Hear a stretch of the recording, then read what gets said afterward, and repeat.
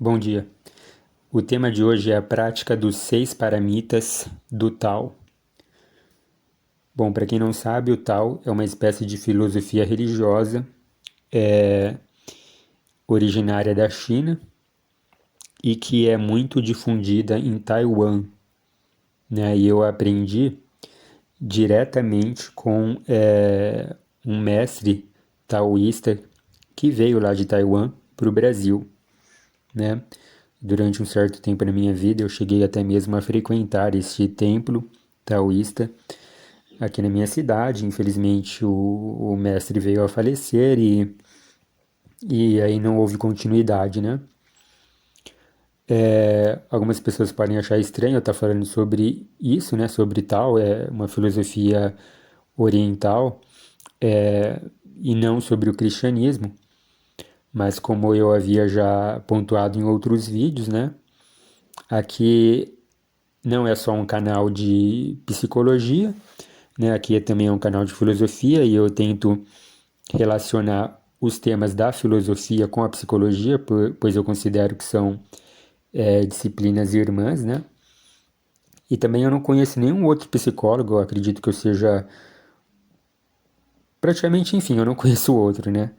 Vamos colocar assim, que se interessou suficientemente na questão religiosa, teológica, e que não só estudou os livros sagrados de diversas religiões, mas também chegou a frequentar essas religiões para conhecer mais a fundo, né? Então vocês podem achar estranho porque eu fazia série aqui na internet Cristianismo sem Religião, em que eu fazia uma espécie de leitura da Bíblia e comentava um pouco sobre debates teológicos entre protestantes, né, diversos ramos evangélicos e o catolicismo. E eu vivia falando que o objetivo não era doutrinar, né, não era converter ninguém, por exemplo, um evangélico para o catolicismo, ou um católico para o lado evangélico, e mesmo assim as pessoas ficavam tentando adivinhar de que lado eu pertencia, etc, né? Mas, enfim, como eu falei, como eu já havia falado, como eu até havia demonstrado num livro que eu escrevi, eu acredito que certas práticas religiosas, elas acabam por ajudando os praticantes em termos psicológicos também, tá? Ou seja, a psicologia, a ciência não vai negar certas práticas religiosas para o bem das pessoas, para o psicológico das pessoas, né? Lembrando que um psicológico equilibrado, uma mente equilibrada, sadia, que se dá bem com os outros, com a sociedade, possui uma boa relação consigo mesmo, isso vai aumentar a sua imunidade, a maneira que, ou seja, né, proteja contra as doenças, a maneira como ela encara as dificuldades da vida, ou seja, pode ser que essa pessoa venha se dar melhor em diversos desafios, né, que a vida nos exige, no nosso meio familiar também, profissional, etc, né? Ou seja, então eu não nego religião, e quando eu digo que eu não nego religião, não quero dizer só simplesmente, né, só voltado para as religiões cristãs, mas sim as religiões como um todo. Então eu resgatei aqui um texto que praticamente, da época que eu frequentava, que praticamente é um dos pilares de toda a filosofia taoísta, que é essa questão dos 6 paramitas, ou seja, 6 práticas que eles acreditam que os levará à iluminação, né? Ou à dissolução do ego, ou ainda, né, ao, uma dimensão dármica em que você se torna uno, né, com, com o universo, com Deus, etc. E que você sairia então de um ciclo de renascimento e morte, né, que é o que eles acreditam. Eu vou ler o texto, eu vou fazer as considerações, né, se tem ou não a ver com a psicologia, se a psicologia endossa ou não isso. Vou fazer uma espécie de comparação com outras religiões também, né?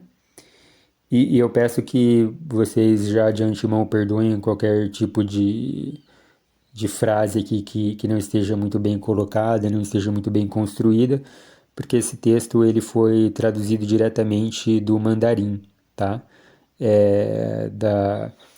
Da língua chinesa, taiwanesa, né? E para o português, e a pessoa que fez a tradução realmente era um taiwanês, Então ele a língua portuguesa não era a língua materna dele, né? Obviamente, então pode ter aí alguns erros é, de concordância, etc, né? Bom, então vamos ler aqui. Seis paramitas. Devido à existência do eu, ego, o homem sempre coloca em primeiro lugar seu benefício e bem-estar diante de qualquer acontecimento. Tendo isso como ponto de partida para todas as decisões, ele passa a ter muitos apegos e conceitos do ego. Bom, isso daqui já está em concordância, sim, com a psicologia e especialmente a psicanálise, tá? A psicanálise trabalha bastante com esse conceito do ego. Ou seja, como você se enxerga, como você enxerga o mundo, né? E aí no seu lado consciente vão estar todos os conceitos, suas regras, a maneira como você vai perceber a sociedade, se comportar diante da sociedade, etc, né? E aqui ele fala que então a partir disso, a partir do ego, você vai ter apegos, né, e diversos conceitos ali.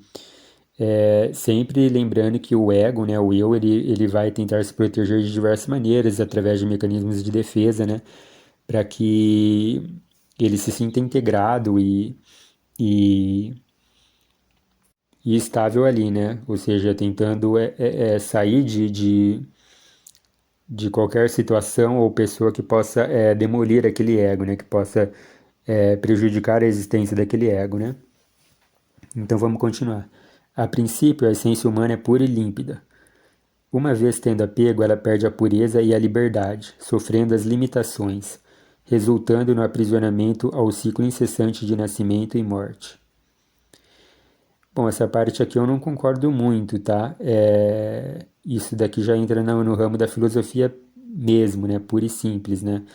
Em que existem várias teorias. Existem a teoria que o homem já... Entra em filosofia, teologia e a psicologia também fala um pouco, né? Tem a teoria que o homem ele já nasce corrompido, né? Pela natureza humana. E tem outros que encaram o ser humano, o recém-nascido, como uma folha em branco. E tudo ali vai ser construído a partir das interações sociais, né, do meio dele, né? Preconceitos, raiva, apego, amor, ódio, etc, né?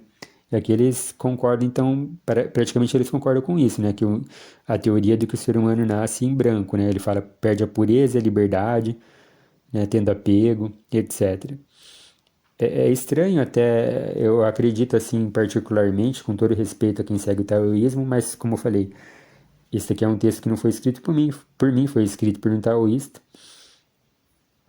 E tendo estudado um pouco, por exemplo, sobre o kardecismo, né, que ele empresta aí diversos conceitos orientais do próprio taoísmo, do hinduísmo, de doutrinas reencarnatórias. É estranho eles acreditarem nessa questão da folha em branco, né? Sendo que eles são reencarnacionistas. Porque, enfim, né? Os kardecistas, por exemplo, eles acreditam que você herda ali predisposições de outras vidas, temperamentos, certos conceitos intelectuais que vão se apresentar aí ao seu consciente por meio da intuição e tudo mais, né? Então, assim, isso me pareceu um tanto quanto contraditório. Mas, enfim, eles dizem que quanto mais apego você tem digamos, ao mundo material, né? Mais você vai estar preso, né? Quando ele fala ciclo incessante de nascimento e morte, é exatamente isso. Ao ciclo reencarnatório. Então, eles acreditam que, por exemplo, se você é uma pessoa, quanto mais apego você tem, praticamente tudo aqui deles é relacionado ao apego a essa vida. Então, quanto mais apego você tem, maior a probabilidade de quando você morrer, você vai pegar e reencarnar, renascer de novo na Terra, depois você vai reencarnar de novo, de novo, de novo, até que você vai aprendendo nas suas sucessivas vidas, quase que como um meio de depuração, a não se apegar tanto a essa vida aqui, né? Percebam também o contraste, né, com certas com as religiões assim mais ocidentais, né? Por exemplo, tem aquele ramo lá de teologia da prosperidade, que Deus não é contra a riqueza, né? Mais difundido também às vezes no meio evangélico, né? Aquela questão daqueles pastores mais antigos, né? Americanos, por exemplo, como o Norman Vincent Peale, Neville Goddard e vários outros, né? Que até mesmo para conquistas materiais eles contam com a ajuda de Deus, né? Então, o taoísmo nesse ponto é completamente contra, né? Bom, vamos continuar. Hoje, para libertar-se desse ciclo vicioso, deve-se renunciar e desapegar-se do ego, começando por dar atenção aos próximos, ao próximo, né? Se colocando no lugar deles.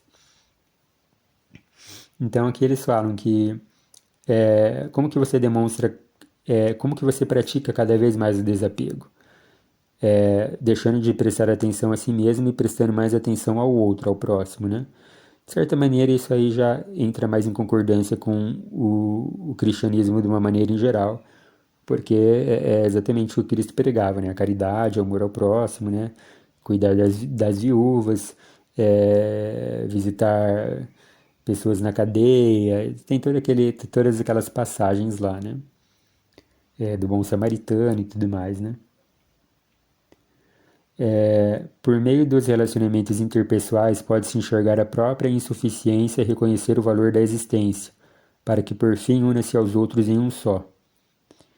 Portanto, realizamos a autopurificação por meio da prática dos 6 paramitas, realizando a nós mesmos e aos outros. E é por isso que Jesus disse: amar ao próximo como a si mesmo.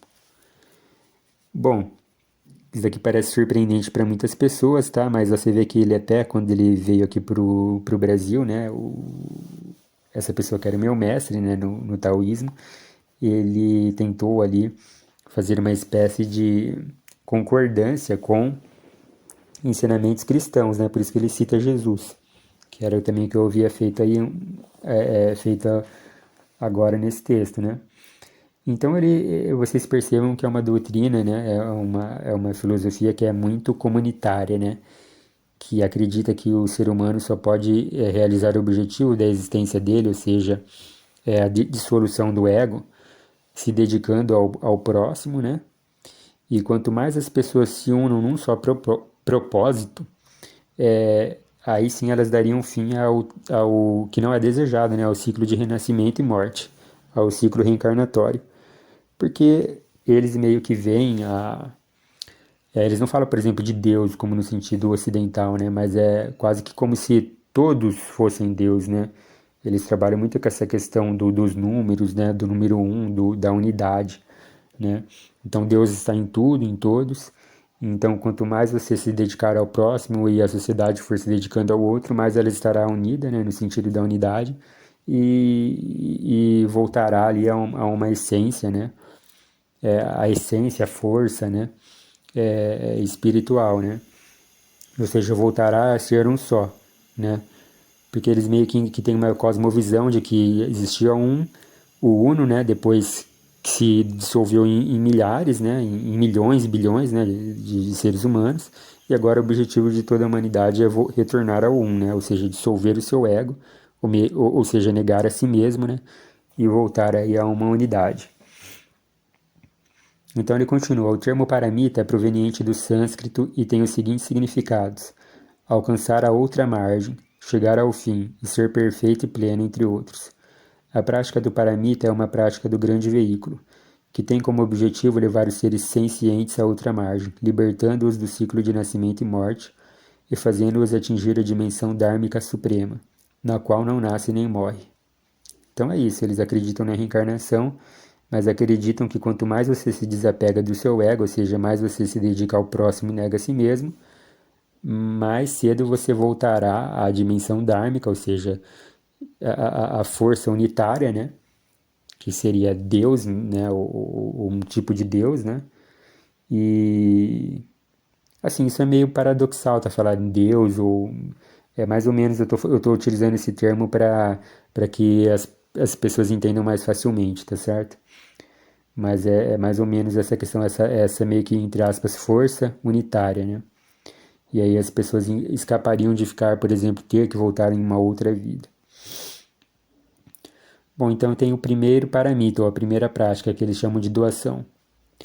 Doar e compartilhar o que temos para ajudar os próximos com um coração sincero e respeitoso.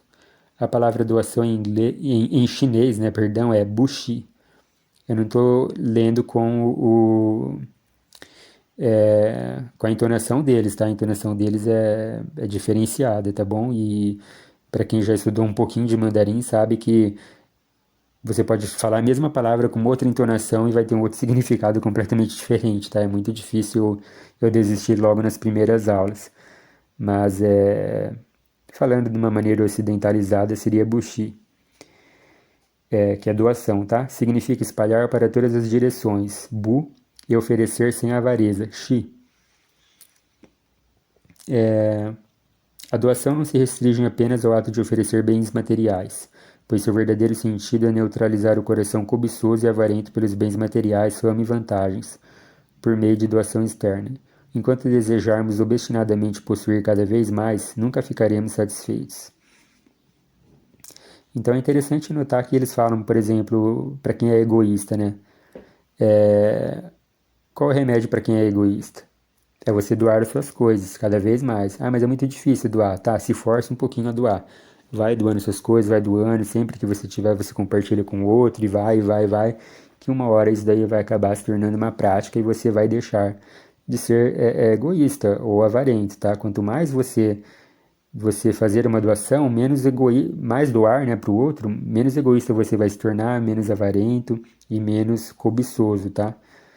E, ou seja, tudo voltado para o desapego, né? E ele fala, quanto mais você... E também tem essa questão, né? Quanto menos você desejar coisas, é melhor para você, tá? Porque quanto mais você deseja, mais coisas você vai querer, tá? Porque eles pregam que o ser humano nunca fica satisfeito quando entra nesse caminho, né? Então, de novo, novamente, vocês percebam o contraste com essas teologias aí voltadas à prosperidade, né? Aí até eles colocam aqui, a prática da doação elimina a cobiça. Ou seja, quanto mais você dá, menos você vai querer coisas, né? E aí eles até, de novo, né? Eu acho que vai surpreender muita gente. Eles até citam uma outra passagem bíblica aqui, né? Da nossa Bíblia. Guardai-vos de fazer a vossa esmola diante dos homens para serdes vistos por eles. Aliás, não tereis galardão junto de vosso Pai que está nos céus. Quando, pois, deres esmola, não faças tocar trombeta diante de si, como fazem os hipócritas nas sinagogas e nas ruas, para serem glorificados pelos homens. Em verdade vos digo que já receberam seu galardão. Mas quando tu deres esmola, não saiba a tua mão esquerda o que faz a tua direita, para que a tua esmola não seja dada em secreto, e teu pai, que vem em segredo, ele mesmo te recompensará publicamente. Então, isso aí está lá na Bíblia, né? Mateus, capítulo 6, versículos de 1 a 4. Bom, aqui agora sim eles vão citar um teórico aí, né? Um mestre taoísta. E de novo, novamente, perdoem aqui a minha pronúncia, porque, como eu falei, eu assisti, sei lá, 2 semanas de mandarim, então eu não lembro realmente, tá? E também não vou imitar a entonação, não, tá bom? Então lá vai. Lao Tianren disse: fazer doação sem buscar reconhecimento e fama, nem se preocupar com a conquista de mérito, mas esforçando-se sem forçar o resultado. Esse é o verdadeiro mérito, né? E a bela virtude. Então, assim, mais uma vez, vocês percebam que eles estão querendo colocar justamente isso. Olha, o tal não nega a Bíblia. Então, aqui, por exemplo, o que está escrito em Mateus tá escrito nos textos de Lao Tianren, né? Mas, assim, é lógico que não estou dizendo que o taoísmo é exatamente o cristianismo católico ou exatamente o cristianismo evangélico de qualquer denominação. Eu estou dizendo que tem similitudes, tá? Semelhanças. Até porque, como nós sabemos aqui, a filosofia cristã não admite essa questão da reencarnação, tá? Mas, assim, como eu falei, tem coisas semelhantes. E aqui ele está falando principalmente dessa questão que está escrito em Mateus. Quando você vai doar alguma coisa, você não vai doar alardeando para todo mundo que está fazendo isso, tá? Porque não tem virtude, mérito algum em fazer isso. E também para quando você vai buscar coisas para si próprio, você tem que se esforçar, sim, lógico, mas assim, sem ficar forçando no resultado. Não deu certo, você passa para próximo, tá? Então eles não ficam, porque isso aí também entra naquela questão do apego e desapego, tá? Uma pessoa verdadeiramente desapegada das coisas materiais, se vê que um empreendimento não está progredindo, então ele aceita e vai para o outro. Os pensamentos e as ações na hora de praticar doação. Pensamentos. Praticar a doação sem procurar recompensa. A doação foca no coração e não na quantidade. Doar sem discriminação de pessoa, tempo e lugar. Bom, tudo isso daqui está de acordo com a Bíblia cristã, né? Essa questão de que a doação foca no coração e não na quantidade, tem até parábolas de Jesus na Bíblia falando sobre isso. Aquela questão que ele fala, né? Um homem entrou no templo, né, muito rico, deu um saco de dinheiro, e uma senhora entrou, colocou uma moedinha como oferta. Quem é que deu mais? Os apóstolos, né, que naquele tempo não tinham muita sabedoria, né, nessas passagens aí primeiras, né, falaram, não, óbvio que foi o cara que deu o saco de dinheiro. Ele falou, não, aquela senhora deu o único dinheiro que ela tinha, a única moeda que ela tinha, ela deu mais, ou seja, foi mais sacrificioso para ela, né. Há de se ter esse senso de proporções, tá certo? Continuando a leitura do texto, ações. Doação de bens materiais. Oferecer os bens materiais, tais como dinheiro e outros bens. Ou seja, né, eles estão pregando aqui, né, o que você pode doar? Você pode doar você pode doar dinheiro, você pode dar bens. E eu já realmente vi pessoas assim, tá? Pessoas que doam até bens, terrenos e coisas desse tipo, é impressionante. Doação de Dharma. Desculpa, pessoal, tive uma interrupção aqui, mas vocês acho que não vão perceber aí, né? Na hora da edição a gente corta. Então eu vou continuar. Doação de Dharma. Utilizar as palavras para esclarecer o Dharma, fazendo com que as pessoas tenham a sinceridade e a fé no tal, aumentando sua sabedoria e diminuindo suas aflições. Então, essa questão de Dharma e Karma é a mesma questão do hinduísmo, tá? O Karma seriam dívidas que você contrai, né, com as outras pessoas, com o universo, com a unidade. E Dharma seriam as boas ações, tá? Quase como se fossem créditos espirituais, digamos assim, tá? Tô falando bem a grosso modo. Só lembrando que também eu estou falando bastante aqui taoísmo, hinduísmo, acho que o budismo também trabalha com esse conceito de Dharma, Karma e reencarnação, tá bom? Então eles falam que, ou seja, a gente estava falando de bens materiais e também existe essa doação de Dharma que seria justamente isso, tá? O ensino, a pregação, conselhos, né? Ouvir as pessoas, tudo isso você está praticando a doação de Dharma, né? Ou seja, toda vez que você contribui para o aumento da sabedoria do próximo, tá bom? Só também fazer um adendo, tá? Que eu tô falando tal, que é a maneira ocidental de falar, né? Mas os taoístas falam Dao, com D, né? Mas escrevem com T, tal, mas às vezes eles pronunciam Dao. Enfim, continuando, doação destemida, abaixar o nariz empinado, ser humilde para servir aos seres sencientes e à verdade, não fugir das dificuldades e ameaças, suportar os fardos e os cansaços sem recuar pelo medo. Então, assim, doação sem medo, eles falam, né? Que na verdade eles falam assim que toda vez que você trabalha sob dificuldade, sob resistência, tudo isso você está praticando uma doação à unidade, né? Então para eles assim é vergonhoso pessoas que falam, por exemplo, estou muito cansado da vida, estou de saco cheio do meu trabalho, tá? Porque eles encaram isso como uma espécie de doação a Deus, à unidade, né? E também não há trabalhos para eles que são considerados menores, tá bom? Por exemplo, era uma prática comum lá no templo que as pessoas ajudassem na limpeza. Que tipo de limpeza? Tudo, mas tudo mesmo, tá? Desde passar pano no chão até limpar banheiro, limpar a privada.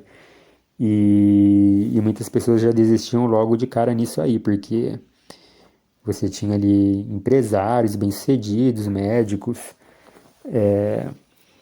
enfim, pessoas aí de alta classe social e que nunca fizeram isso na vida e também não admitiam fazer isso, tá? E aí muitos acabavam saindo, né, justamente nessa questão da prática, porque eles não ficavam só na teoria, eles faziam, né, a gente praticar o que eles estavam pregando, né? Então vamos lá, a gente passa para o segundo paramita, que é o paramita de preceito. Ter autodisciplina e não fazer nada que não se deve para ter paz no coração. A palavra preceito em chinês é Qi Jie, significa persistir com tranquilidade. Qi é libertar-se do sofrimento obtendo a felicidade. Jie. Então, o que eles pregam aqui, né? Que é engraçado, porque aí vamos voltar para a psicanálise, né? Por exemplo, Jung ele fala que a sociedade ocidental é marcada pela culpa e a sociedade oriental é marcada pela vergonha, né? Mas aqui ele também está falando assim sobre essa questão de, ele também está falando sobre essa questão da culpa, né? Que ele diz que toda vez que você não faz, toda vez que você faz algo que você não deve fazer, né? Mas você faz, ou seja, alguma coisa indevida, descumprir uma lei, etc. É aí que você vai se tornar uma pessoa atribulada, com problemas, amarga, com desgosto, etc, né? É lógico que também a gente pode pensar aqui em outros termos, né? Como, por exemplo, se a pessoa for mau caráter e se a pessoa for um psicopata, né? Lógico que ela não vai ter nada disso, né? Ela não vai ter culpa, né? Ou seja, a culpa, de certa maneira, para a psicologia é algo natural, né? No sentido de que, bom, os seres humanos podem experimentar a culpa, né? Mas é lógico que você tem que fazer algo a respeito. E se você puder evitar, né? Então eles pregam bastante essa questão de evitar a culpa fazendo, ou seja, sendo autodisciplinado, né? E para você ter paz na sua vida. Continuando, devemos persistir nos preceitos não apenas para retificar os comportamentos, dando uma impressão de sermos educados. Novamente essa questão aí também que entra em bastante filósofos aí ocidentais mesmo, tá? Ou seja, não vá fazer isso para jogar para a torcida, para você ser ali um cidadão exemplar para a sociedade, para a comunidade, né? Para ser bonitinho, não, tá? Fazer ali por amor à virtude mesmo, tá certo? Mesmo que seja em segredo, mesmo que só você e Deus saiba, tá bom? Então, o verdadeiro sentido de preceito consiste em, por meio de mandamento e regras externas, ser coerente e idêntico entre a aparência e o interior, sem perversidade no coração nem inadequação no comportamento. Em outras palavras, ser uma pessoa verdadeira. Então, a disciplina elimina a perversidade e a indecência. Aí eles concluem com outro pensamento bíblico. E eis que, aproximando-se dele um jovem, disse-lhe: Bom mestre, que bem farei para conseguir a vida eterna? E ele disse-lhe: Por que me chamas bom? Não há bom senão um só, que é Deus.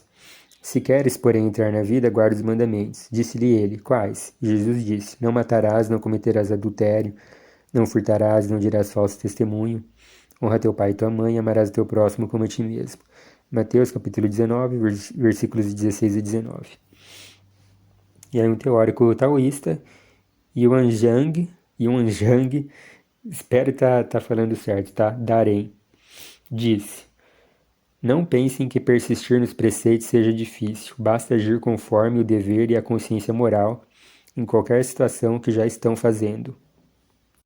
É interessante, né, que aí eles falam, eles dão o conceito, né, e eles apresentam ali uma maneira prática de como você pode seguir aquele mandamento ali da Bíblia, né, aquele conceito da Bíblia, né, ou dos teóricos do Tao, né, dos mestres taoístas.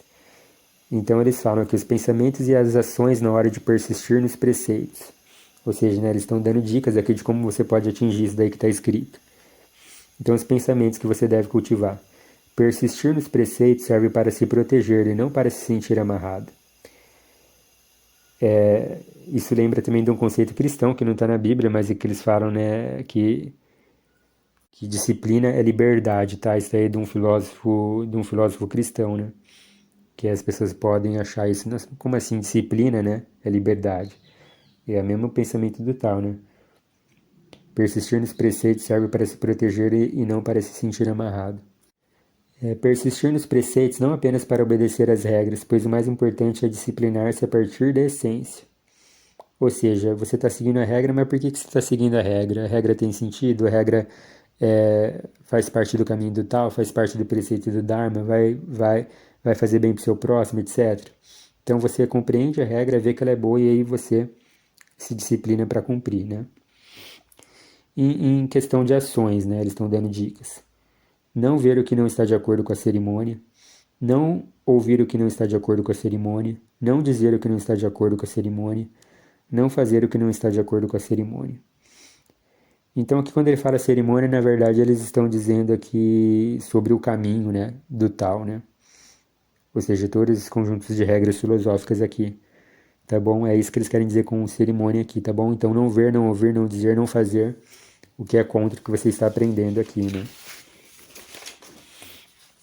Bom, vamos para o terceiro paramita, que é o paramita de tolerância. Renunciar aos desejos do ego e conviver em harmonia com os outros para manter o equilíbrio e o bem coletivo. Quando ele fala renunciar aos desejos do ego para conviver, o que ele está querendo dizer? Justamente isso, olha, eu não gosto do fulano de ciclano por causa disso e daquilo, mas eu vou renunciar a mim mesmo e vou continuar tolerando a pessoa e ficando do lado da pessoa pelo bem maior aqui, né? Do caminho, do tal, etc. Tá bom? Então você não vai renunciar a convívio, porque na sociedade ocidental tem muito disso, né? Vou renunciar, então é o convívio com outra pessoa lá, né? Não quero chegar perto. Provavelmente um taoísta ele já te recriminaria, não. Se você tem que renunciar a alguém, renuncia a si mesmo e continua lá do lado daquela pessoa, tá? Porque vocês percebam que aqui eles sempre pregam essa questão do equilíbrio do coletivo, tá? A palavra tolerância em chinês é Rengru, significa ser resistente e inabalável. Ren e suportar intrigas e tratamentos relativos. Ru. Sobre essa questão de ser resistente quanto às questões da vida, isso me lembrou bastante de um pregador protestante americano chamado Norman Vincent Peale, né? Ele tem todo um livro que fala sobre essa questão de ser resistente, que se chama O Poder do Otimismo. Está escrito lá na década de 60. É muito interessante. Então vamos lá. A tolerância não é reprimir sempre a raiva. Seu verdadeiro sentido consiste no seguinte: por fora, harmonizar todas as pessoas e todos os eventos, sem gerar antagonismo. E por dentro, preservar os próprios méritos e virtudes, sem guardar descontentamento ou raiva. Porque todas as contrariedades, na verdade, servem como oportunidades para aprendermos a ajustar a raiva e o rancor do coração. Então, essa é uma questão bem bonita até, né? Em que ele fala, olha, toda vez que se sentir a raiva por alguém, isso é uma oportunidade que você está tendo, tá? Quase como se fosse um prêmio, um presente, tá certo? Eles veem tudo de uma maneira diferente. Ou seja, é uma maneira de da pessoa ali te testar se você está realmente seguindo o caminho do tal, né? Ou seja, o caminho em busca da unidade, de ser uma pessoa virtuosa, bondosa, etc. E por dentro é uma chance aí de você ver se você consegue preservar a si mesmo, né? Ou seja, não se alterar, continuar seguindo ali todos os seus ensinamentos ali, né? Ser uma pessoa boa, sem ter raiva ou descontentamento de estar perto do outro, tá? Ou seja, se mesmo apesar do seu ambiente, se você vai se manter o mesmo, tá bom? Isso me lembra um ditado francês, se eu não me engano, que fala: quer saber se uma pessoa se uma pessoa é medíocre, né? Basta mudá-lo de lugar. O que quer dizer isso, né? Ou seja, as pessoas medíocres, elas mudam de acordo com o ambiente delas. Se o ambiente é um ambiente de conflito, elas vão entrar em conflito com os outros. Se o ambiente de festa, elas vão entrar em festa com os outros. Se o ambiente é um ambiente perverso e promíscuo, elas vão se tornar promíscuas, né? Ou seja, você não pode se desviar do seu caminho por causa dos outros, né? E aqui ele te completa falando aquilo lá que eu disse, né? Todas as contrariedades são oportunidades para aprendizado, né? E para você ajustar o seu nível de raiva e rancor no seu coração, ou seja, até você eliminá-lo, né? A raiva surge nas seguintes situações: quando se tem a inveja de alguém ser mais talentoso, quando se queixa ao ser contrariado e quando se enfurece ao ser ofendido ou difamado. Então aqui ele está colocando aqui de onde que surgem essas situações de raiva, né? Eu acho que a psicologia não tem nenhuma objeção quanto a isso, ao que eles colocaram aqui. Poderia até talvez acrescentar outras coisas. E percebam que isso aí também, de certa maneira, tudo tem a ver com aquela questão da proteção do ego, né? Então você sente ali que o seu ego está sendo atacado e você reage com essa resposta automática emitindo a raiva, né? Então ele fala, como eliminar, como você poderia eliminar então a raiva, né? A tolerância elimina a raiva. E aí o texto bíblico, bem-aventurados que sofrem perseguição por causa da justiça, porque deles é o reino dos céus. Bem-aventurados sois vós, quando vos injuriarem, perseguirem e mentindo disserem todo mal contra vós por minha causa. Exultai e alegrai-vos, porque é grande o vosso galardão nos céus, porque assim perseguiram os profetas que foram antes de vós. Mateus capítulo 5, versículos 10 a 12. Daí outra de Mateus capítulo 18, versículos de 21 a 22. Então Pedro, aproximando-se dele, disse, Senhor, até quantas vezes pecará meu irmão contra mim e eu lhe perdoarei? Até 7? Jesus lhe disse, não te digo que até 7, mas até 70 vezes 7.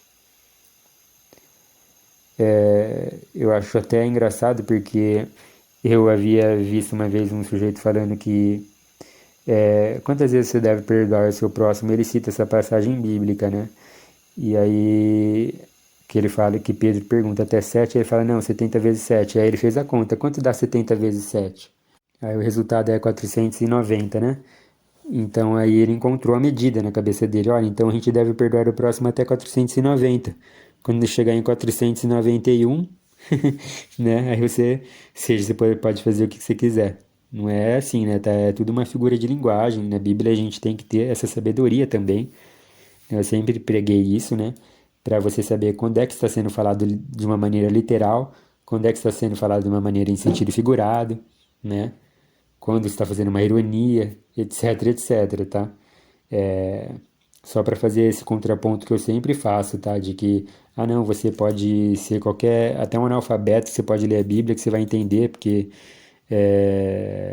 o Espírito Santo vai te dar entendimento, etc. Não, tudo bem, o Espírito Santo pode até te dar entendimento, mas você também tem que fazer a sua parte, você tem que estudar, tá? Você tem que ser alfabetizado corretamente, porque senão não dá, né? E como que Deus vai ser contra a inteligência, o cultivo da inteligência, se ele é a inteligência absoluta, né?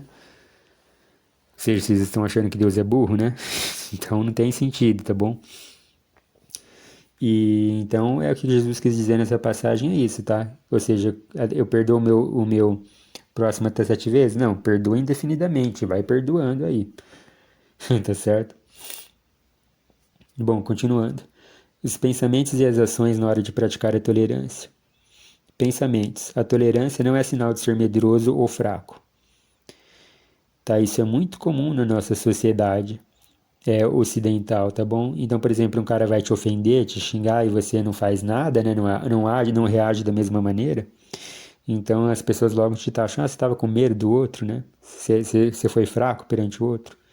Não, se você manteve ali o que você acreditava, né? Que é não entrar em conflito com as outras pessoas, que você se manteve altivo de certa maneira ali, não no sentido aí de orgulho irracional, mas você se manteve bem, isso aí é uma boa coisa para você, né? E também a gente percebe quando a pessoa ela não reagiu porque foi medrosa e porque ela realmente não quis se engajar ali numa discussão babaca, né, infrutífera, né? Então eu acho isso bastante desejável o que o tal está pregando, né? Diante das críticas e de obstáculos, deve-se encará-los como uma oportunidade para se conhecer. Então, também de acordo aqui com a própria psicologia, né, que as pessoas podem achar estranho, eu sempre falei disso, né, que nós não nos conhecemos, né, e a filosofia platônica também falava sobre isso, né, tem aquela questão lá do conhece-te a ti mesmo, e porque eu acho que muitas pessoas já caíram naquela questão de que, por exemplo, eu tive uma dificuldade que eu saí de mim, eu não sabia que eu era capaz de fazer isso, de falar isso, tá? Ou seja, as pessoas não se conhecem, tá bom? E eles encaram aqui que então todas as críticas, obstáculos, problemas da vida é uma chance de você se conhecer mais. E se conhecendo, né, a gente tem que nos analisarmos de forma desapaixonada e fria, né? Porque ninguém é perfeito, né?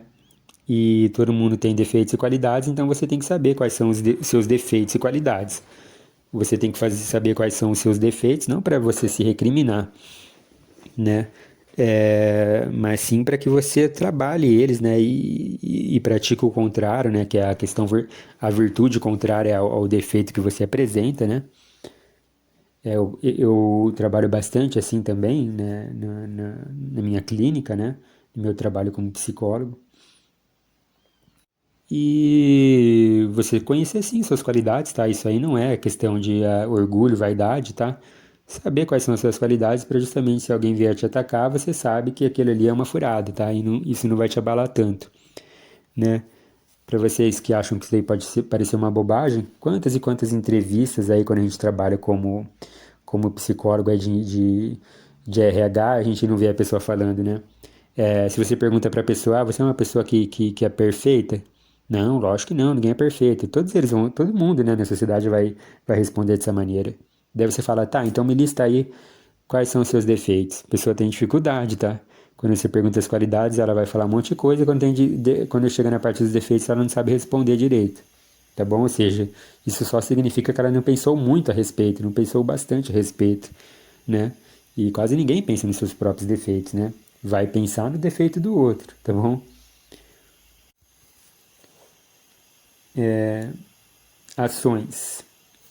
Tolerância física. Isso ocorre quando o corpo é machucado ou se sente lesado. Tolerância verbal. Quando é injustiçado, criticado e agredido verbalmente, não brigar para se defender. Tolerância mental. Apesar de receber diversos tratamentos injustos, não guardar nenhum rancor e ao mesmo tempo ser capaz de perdoar. Então aqui ele fala, ele explica certinho aqui o que é tolerância e quais são os tipos de tolerância. Por exemplo, alguém te bateu, tolerância física, apresenta tolerância física. Alguém te xingou, te agrediu, difamou, caluniou, tolerância verbal. Muitas pessoas te tratarem injustamente, é lógico que você vai começar a ficar pensando, remoendo, aquele rancor dentro de você e tal, né? Ou seja, você apresenta tolerância mental, né? Perdoando. Entendeu? Então eles são bem didáticos, né? Isso que eu achei bacana nessa filosofia, né? E como eu falei, assim, além de ser antiético, né? Você não pode, como eu falei, e muitas pessoas confundem isso, tá? Um psicólogo não pode falar de religião. Pode falar da religião do paciente, tá? Você só não pode, por exemplo, se o paciente é evangélico, você tenta converter ele católico porque você é católico. Ou o paciente é católico, você tenta converter ele para um ramo evangélico porque você é evangélico, tá? Mas você usar da religião ou da filosofia que a pessoa segue para o bem dela, você pode, tá? Você pode incentivar isso, reforçar isso, tá certo? Porque aí você não está levando outra a nada, você não está doutrinando o outro a nada, tá bom? E aí você não vai ferir isso, não fere o código de ética do psicólogo, tá bom? E assim, eu não sou fanático religioso, eu não sou fundamentalista, tá bom? Por exemplo, você segue tal, eu não sigo tal, tá? Apesar de ter estudado, de ter frequentado, né, como eu falei. Mas eu vejo aqui que isso aqui é quase como se fosse uma espécie de terapêutica, pessoal. Vocês não percebem o mesmo? Né? Quase que uma espécie de terapêutica psicológica. É uma boa religião para quem segue sinceramente, tá bom? É lógico que aí também não vou entrar naqueles detalhes que as pessoas podem estar pensando que é mais fundamentalista, né? Mas se você não acredita em Nosso Senhor Jesus Cristo e não segue lá, ou não vai na missa, não toma comunhão, você vai para o inferno, você não é, isso não é certo, tá? Eu não acredito muito nisso não, tá bom? É, eu acredito que você tem que praticar virtudes, a caridade, o amor ao próximo, etc. E até como os próprios praticantes aqui dessa filosofia, né, estão mostrando toda a similitude, né, e provando aqui a similitude, colocando esses trechos, essas passagens bíblicas, né. Ó, pessoal, já chegamos a quase 45 minutos de vídeo. Eu prometo para vocês que não vai passar de 1 hora. Se tiver se encaminhando para 1 hora de vídeo, eu vou encerrar e continuo numa parte 2 amanhã, tá? Em outro vídeo, tá bom? Justamente para não ficar esse áudio muito, muito longo e não ser maçante para vocês. Então vamos para o capítulo, né? Para a parte 4. Paramita de esforço constante. Esforçar-se ao máximo para alcançar objetivos e realizar-se. A palavra esforço constante em chinês é jin. Significa ser coerente e aperfeiçoar-se, jin, e não recuar nem parar. Jin. É até engraçado eu estar falando isso, porque, como eu falei, com certeza daqui é uma questão de entonação, tá? O negócio escreve praticamente o mesmo e, e deve ser uma questão de entonação, tá bom? Mas vamos continuar. O esforço constante não se faz cegamente. Seu verdadeiro sentido é no processo de autorrealização. Encontrar o valor da existência, manter-se sempre contente e superar a preguiça e o comodismo da natureza humana. Bom, então aqui ele pega e ele fala, olha, ou seja, eles não são contra aquela questão que eu falei lá de você ter objetivos na vida, né, e ir atrás deles, tá bom? E eles encaram todas as dificuldades do caminho como dádivas, né, porque vai te dar a chance de praticar o tal, né?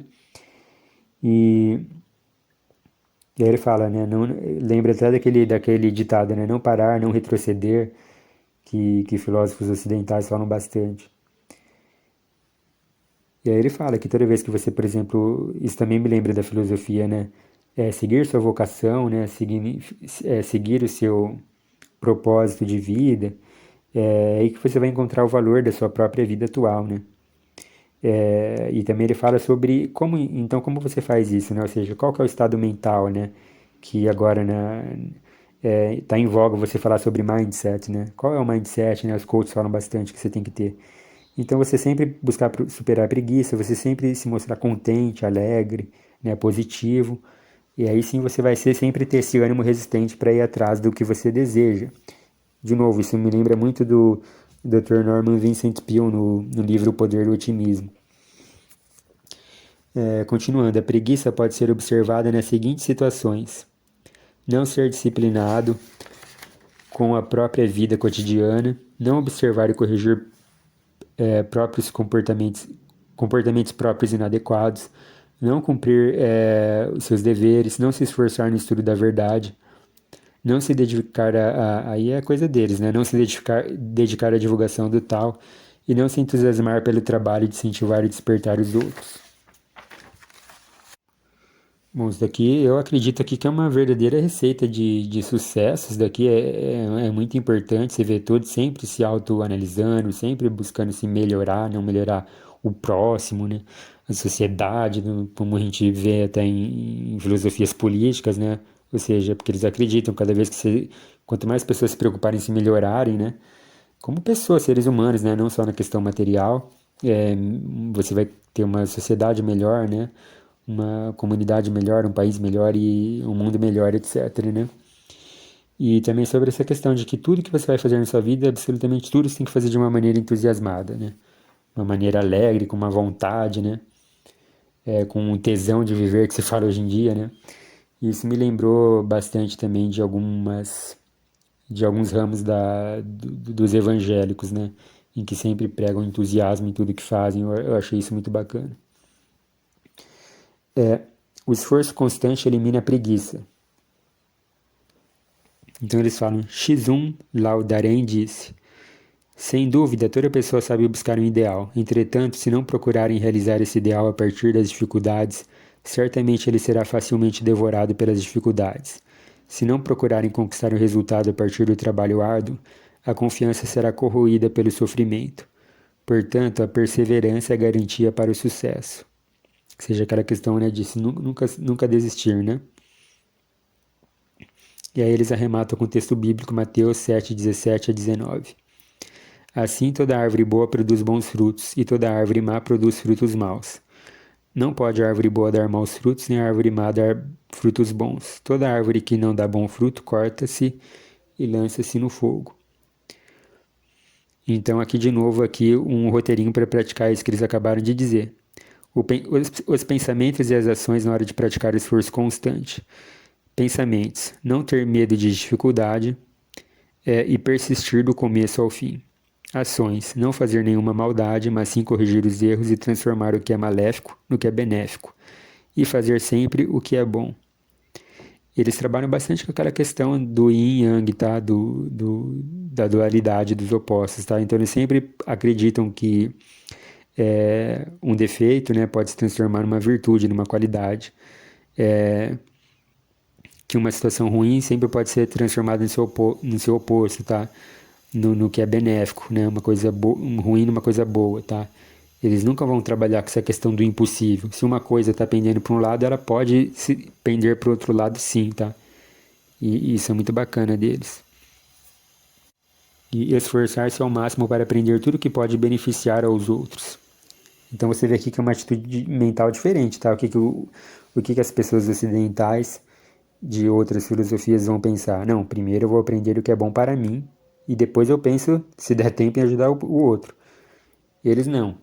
Ó, isso daqui pode ajudar muitas pessoas, tá? Então eles vão pensar, não, então é isso daí que eu quero aprender mesmo, tá bom? Então é uma maneira contrária de perceber as coisas. Bom, aí a gente iria já para a parte final, que é o Paramita 5, concentração meditativa. E aí teria o Paramita 6, que é o Paramita de sabedoria. E é o final, né? São 6 paramitas.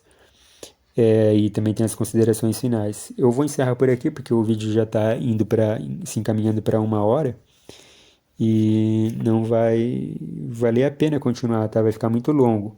Então eu vou continuar numa parte 2. Lembrando que esses paramitas, como eu falei, eles são 6, eles são uma espécie de preceitos ou leis, tá? Depende da nomenclatura que você queira dar. E são preceitos bases aí da filosofia deles, tá? Para a prática do Tao, né? Ou Dao, que significa, né? O nome Tao, Dao significa caminho, ou seja, que caminho? Todo caminho leva para algum lugar. O caminho é toda essa questão da volta da unidade, né? Volta para Deus, e que você escape do ciclo de renascimento e morte, né? Ou seja, das reencarnações.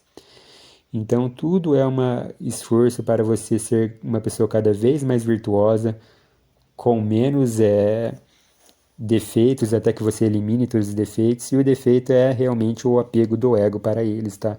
Ou seja, quanto mais você se, entre aspas, abandonar, né?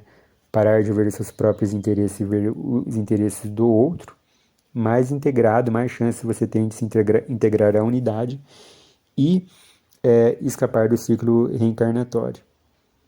Tá bom? Então é isso, muito obrigado. Eu espero que ajude, né, as pessoas de uma maneira em geral, né, mesmo que você não queira seguir o tal, né, como eu também não sigo hoje em dia, mas esses conceitos, essas reflexões possam lhes ajudar de alguma maneira na vida de vocês. E aí eu vou continuar então no vídeo seguinte, tá bom? Que provavelmente vai ser publicado amanhã. Muito obrigado e até a próxima.